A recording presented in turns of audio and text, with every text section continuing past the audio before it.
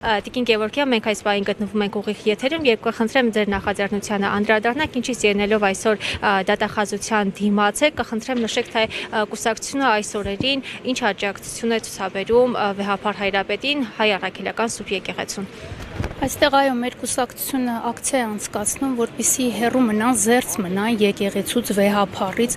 եւ սա ամբողջ աշխարհով խայտարակություն է, որպեսզի Վեհափառին արգելք հանդիսացնեն, որպեսզի երկրից նա դուրս գա։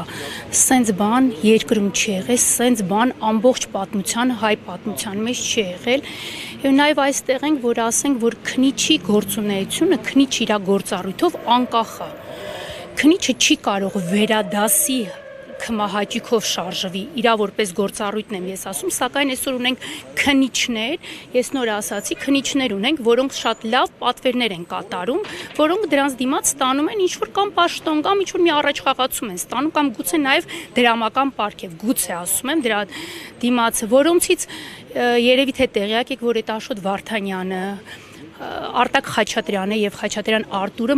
շինծու գործեր են հարուցել, որի շնորհիվ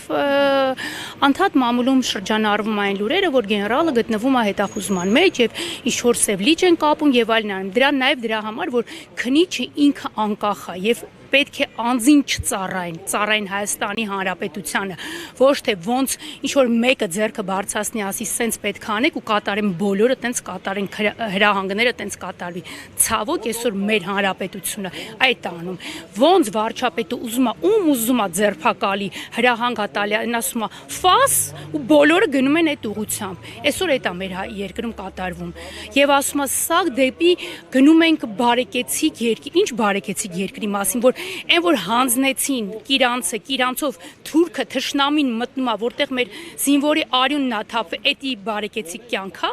արդեն հասել ենք դրան, որ ադրբեջանցիները կարան ազատ երկու-մուտք ունենան մեր երկրում, բայց ադրբեջանցիք, որ գալիս են, միտեղ էլ չեն նայում, այս կանչողը չի մտածում, այդ եռաբլուր ունենք մենք, 5000 զոհ ունենք, 12000 հաշմանդամ ունենք, անհետ կորած զինվորներ ունենք, գերեվարված զինվորներ են, դրանք չեն մտածում դրա մասին։ Սաղ պարել ենք, հիմա այլ անցանք Վեհափառին։ Եկեղեցի պետությունը այս բավականին լարված հարաբերությունների մեջ կա մի կարմիր գիծ, որ դեռ պետությունը չի հատել կամ եթե չկա, խնդրեմ ներկայացրեք, թե որն էր այդ կարմիր գիծը, որ արդեն պետությունը հատել է։ Իմ կարծիքով արդեն հատեց Վեհափառի արգելքը, այդ երկրից դուրս գնալու արգելքը դնելու համար, ինձ թվում է դրանով արդեն ինքը հատեց։ Հատել էր արդեն այդ իր այդ ոհմակով, որ գնում էր, այդ իրան ստաբրով, որ գնում էին եկեղեցիները, պղծում էին եկեղեցիները, գնում էին այնտեղ պատարակներ էին անցկացնում, ովքեր էին գնում, բոլորին ասում է գործակալ են։ Հələ մի հատ դուք ձեզ նայեք, տեսեք ով եք դուք, դուր անցեք ասեք եկեղեցի ծառայողներն են գործակալներ, թե ովքեր են գործակալ։ Այսօր ինչ ենք տեսնում մենք։